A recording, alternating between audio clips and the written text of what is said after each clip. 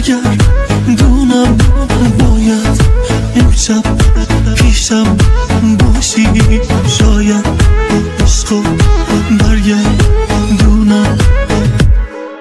بی تو اصلا حالم خوش نیست، بیرم برگرد سرگردونم. کاشکی امشب پیشم بودی، کاشکی عشقو برگردونم. آی تو الان دلت کنار کی خوشه، منو عذاب این جدایی داره میکشه. نبودنت شکنجه کدوم گناهمه، که خونه بدون تو شکنجه گاهمه. آی تو الان دلت کنار کی خوشه، منو عذاب این جدایی داره میکشه. نبودنت شکنجه کدوم گناهمه، که خونه بدون تو شکنجه گاهمه.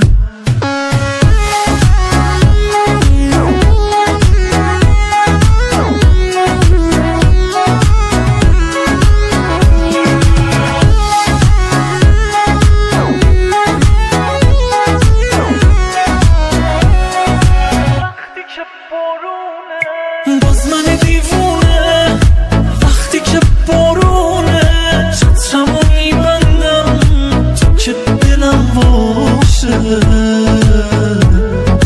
توی دلم جاته جزء محالاته، هیچکی به غیر از تو هم نفسم باشه.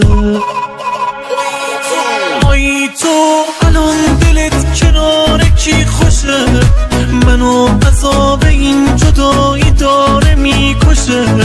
نبودنت شکنجه کدوم گناهمه، که خونه بدون تو شکنجه گاهمه. آی تو الان دلت کنار کی خوشه، منو عذاب این جدایی داره میکشه. نبودنت شکنجه کدوم گناهمه، که خونه بدون تو شکنجه گاهمه.